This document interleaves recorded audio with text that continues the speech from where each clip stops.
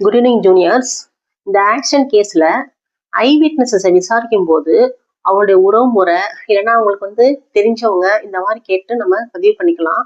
அதுக்கப்புறம் புகார்ல சொல்லும்போது அவங்க ஏதாவது கூட இந்த மாதிரி தெரிஞ்சிச்சுன்னா நீங்க புகார் சொன்ன விவரம்லாம் உங்களுக்கு ஒன்றும் தெரியாது, யார் எழுதி கொடுத்தாங்க உங்களுக்கு ஒன்றும் தெரியாதுன்ற மாதிரி கொஞ்சம் மாற்றி கேட்டுக்கலாம். அதே போல் நீங்கள் ஸ்பாட்ல இல்லை தானே, கேள்விப்பட்டு தானே வந்தீங்கன்னு கேட்டுக்கலாம். இல்லைங்க நான் ஸ்பாட்ல தான் இருந்தேன்னு சொன்னேன், சத்தம் கேட்டு தானே போனீங்க அப்படின்னு கேட்டுக்கலாம், நேராக பார்க்காத மாதிரி. அப்புறம் அந்த எதிரியை தெரியும் கண்டிப்பா சொல்லியிருப்பாரு. இல்லைங்க நீங்க எதிரி இப்பதானே ஃபர்ஸ்ட் கோர்ட்ல பாக்குறீங்க, இதுக்கு முடியாத ஸ்டேஷன்ல பாத்தீங்கன்னா இந்த மாதிரி கேட்டு மாத்தி கேட்டு வாங்கி வச்சுக்கலாம். அதுக்கப்புறம் ஹியர்ஸ் எவிடன்ஸ் இருப்பாங்க இல்லையா, அவங்கள்ட்ட உங்களுக்கு யார் சொல்லி நீங்க தெரிஞ்சுக்கிட்டீங்க அப்படின்னு கேட்டுட்டு அவங்க உறவு முறை தெரிஞ்சவங்க அதான் நீங்க அவங்க சார்பா பொய் சொல்றீங்க, பொய்யா சாட்சி அளிக்கிறேன்னு சொல்லி கேட்டுக்கலாம். அப்புறம் முக்கியமா இந்த அப்சர்வேஷன் மகசரு, சீசர் மகசரு, கன்ஃபெஷன்லாம் கையெழுத்து வாங்கியிருப்பாங்க சாட்சிகள்கிட்ட. அந்த சாட்சிகளை விசாரிக்கும் போது என்ன பண்ணலாம்னா, இந்த கையெழுத்து நீங்க காவல் நிலையத்துல போட்டீங்க, போலீஸார் கேட்டுக்கொள்ளதான் போட்டீங்கன்னு சொல்லி கேட்டுக்கலாம். சப்போஸ் இல்லைங்க நான் ஸ்பாட்ல தான் போட்டேன்னு சொன்னா நீங்க காவல் நிலையத்துல போட்டு பொய்யா சாட்சி அளிக்கிறீங்கன்னு சொல்லி சஜஷன் போட்டுக்கலாம். அதே போல அதுக்கப்புறம் பாத்தீங்கன்னா எம்மி மோட்டார் வாகன ஆய்வாளர் இருக்காங்க இல்லையா, முக்கியமான சீரியஸ் ஆஃபென்ஸ் எல்லாம் அவரை விட்டுறக்கூடாது, அவர் விசாரிச்சே ஆகணும். சில கேஸ் அவர் டக்குன்னு ஐயோ வச்சு அந்த டாக்குமெண்ட்டை மார்க் பண்ணிட்டு விட்டுருவாங்க.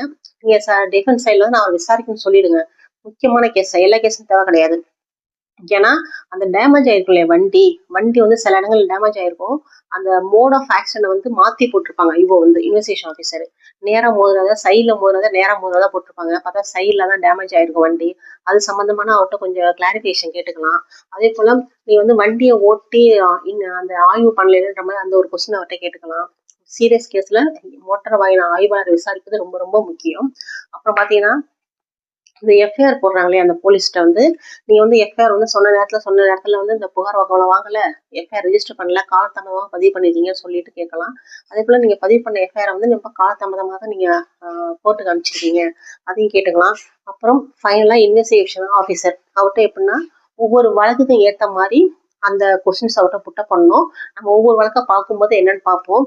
அதை கேட்டு ஃபைனலா என்ன பண்ணணும்னா, நீங்க சொன்னது போல இந்த டைம்ல சொன்ன நேரத்துல சாட்சியை விசாரிக்கல, சம்பவத்துக்கு போல, இந்த அப்சர்வேஷன் ஆவணங்கள்லாம் நீங்க தயார் பண்ணல, காவல் நிலையத்தை தயார் பண்ணிட்டு காலதாமதமாக இந்த குற்ற அறிக்கை எதிரி மீது நீங்க குற்றம் சாட்டப்படுறதுக்கு எதிராக பதிவு பண்ணிருக்கீங்க, தாக்கல் பண்ணிருக்கீங்கன்னு சொல்லிட்டு அந்த சஜஷன் போட்டு முடிக்கலாம். அதுக்கு முன்னாடி அவர்கிட்ட என்னென்ன கேள்வி கேட்கலாங்கிறது ஒவ்வொரு வழக்கை பொறுத்து மாறும் இல்லையா, நம்ம வழக்குகளை பார்க்கும்போது அதையும் சேர்த்து பார்த்துடலாம். சரிங்களா, இதுதான் இப்போ ஆக்ஷன் கேஸ் ஃபார்மலா ட்ரையல் யாருக்கு என்னென்ன மாதிரி கொஸ்டின்ஸ் வரும்ன்றத சொல்லிட்டேன். இப்போ நெக்ஸ்ட் பதிவுல ஒரு வழக்கை எடுத்து அதுல எஃப்ஐஆர், டெபோசிஷன், ஜட்ஜ்மெண்ட்டை என்ன ஆஸ்பெக்ட்ல கேட்டுக்கோங்கிறத பார்க்கலாம். சரிங்களா, தேங்க்யூ.